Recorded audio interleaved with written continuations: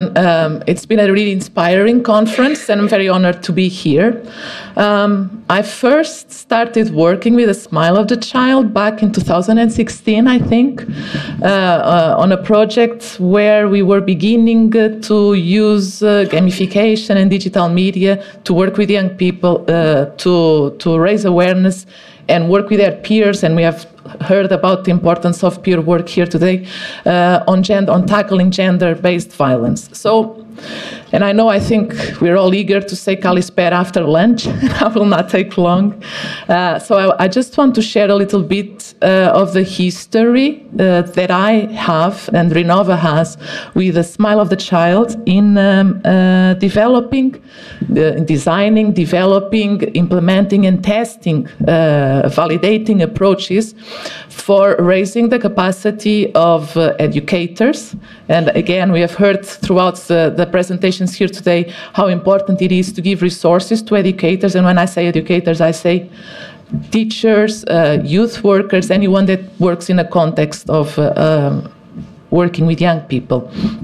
So a little bit about our team. Rinova is a diverse team of 25 plus staff. We are based in London, in Spain, and other locations like Portugal, myself based in Portugal. Rinova was founded in 2010. Our headquarters are in London. In 2018, we have started Rinova in Málaga, in Spain. We are based at the Polo Digital, Digital Technologies Innovation Hub.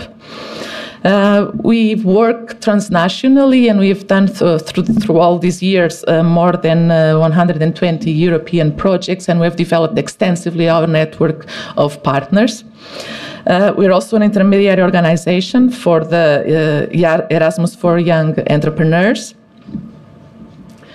In terms of what we do as Rinova, we can summarize it as being an applied research and professional education organization. We specialize in social innovation to engage communities, to engage individuals in being creative, in taking responsibility, in understanding their communities and knowing how to act to make them better places.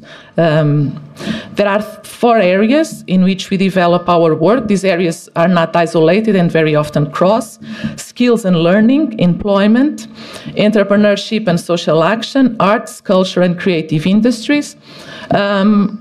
The work on hate speech that we have been developing over the last decade very much crosses entrepreneurship, arts, culture, and creative industries.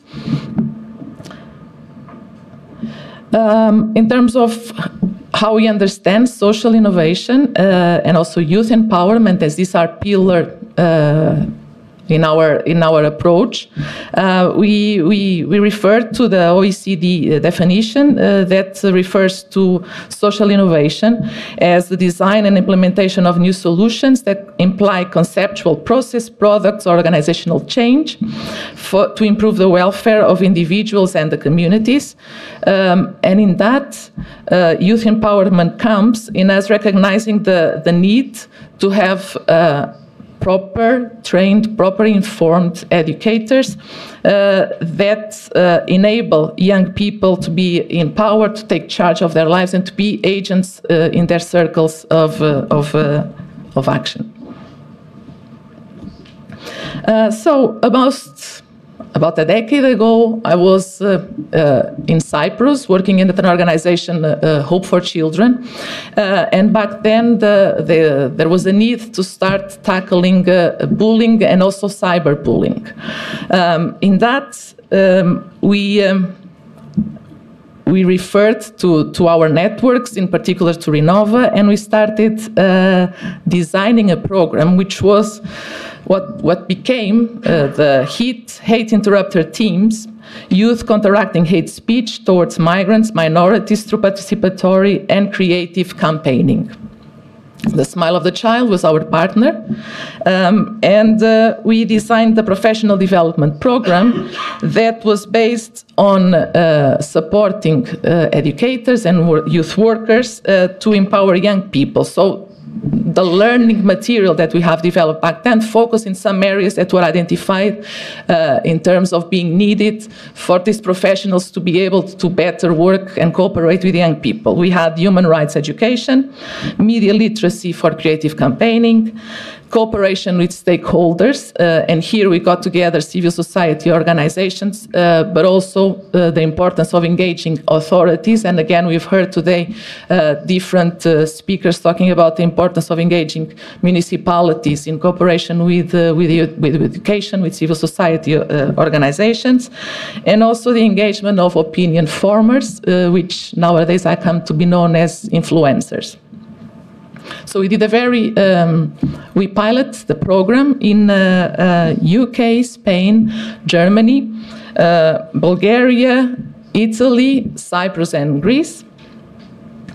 And we have tested and validated the guidance and the learning and training curriculum, having been able to reach over 700 stakeholders throughout the duration of the 2 years project across Europe. We have engaged more than 300 people as hate interrupter agents in the hate interrupter teams. And we had an engagement in terms of dissemination of over 3 million people. The HIT project actually had its last year during the first year of the pandemic, and we had our very first online meeting where we had over 100 participants, people even coming from the US, but we were also able to engage, to bring to the floor the young interrupter teams. The website is still active, and I would invite everyone to access the website and get to know what the young people have done. They're very, very interested. Audiovisual materials there still available, and of course the learning materials.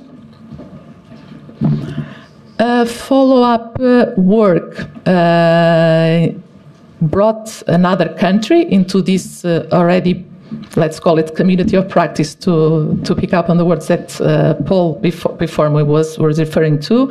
Why Create? Voices for Respect, Celebrating Difference and Tackling Hate was a program to support young people to raise awareness and to use digital tools in doing so. The root of this project was the human library, and so the young people have worked in developing the human podcasts. We brought young people from all these countries to the Netherlands, in Arnhem, where they started building the human podcasts, and I wanted to actually give you a little taste of one of the episodes, but I'm told that we cannot, so I would invite everyone to check the QR code and go on Spotify. We have over 30 episodes from all countries, including Greece. And finally, the human project that has started this year. We have co-developed it with a Smile of the Child, who coordinates it currently. The human project is digital hate interrupter activism to combat structural racism, to promote inter-community cooperation through digital technologies. So it builds into all the body of knowledge and experience that we have been working on over the almost 1 decade. And we go a little bit deeper in terms of raising the capacity of the educators by looking at intersectionality to understand power relations and the structural and systemic nature of racism. We also want to develop a program for activism for social change with the young participants, and also the aspect of social responsibility, bringing in strategic partnerships and networking for the sustainability of the project. Our colleagues in Slovenia were saying earlier that very often projects come to an end, and then there is lack of funds to enable it to continue. And I think the example that they brought is a very, very interesting one of how the municipality step up to continue supporting the program at schools. And this is also what we want to achieve here with the Human Project.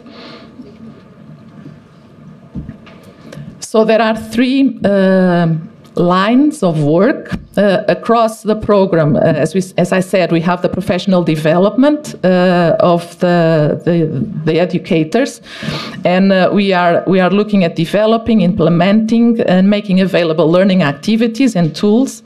Our manual is almost ready to go online, and it focuses on intersectionality, social media platforms, digital activism, strategies for fighting hate speech, and on integrating youth activism into municipal action plans.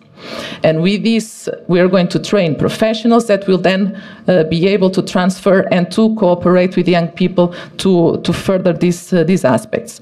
Then we will, our expectation is that we will be able to, at the end of the project, establish young digital hate interrupters, developing youth's capacity to be activists against racism and hate speech, supporting their digital impact,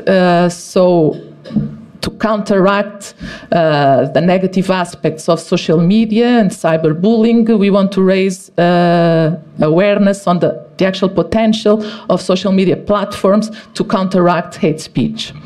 And again, to promote how can young people understand what are the mechanisms available for them at the level of local authorities, and how can they engage in the work that the municipalities, the local entities implement, and have a voice also to decide what's of interest and valuable for them. I'm finished. This project is also being we're also looking at analyzing the impact that the project is going to have in terms of enhancing the stakeholders' practices to work and support with young people, on the capacity to increase awareness and knowledge about manifestations and patterns of online hate speech, on youth's increased participation and voice through co-creation and generation their own solutions to the phenomenon, and also being able to monitor the impact that their actions have, and finally the increased capacity of them to connect with the stakeholders and build solutions together. Thank you very much.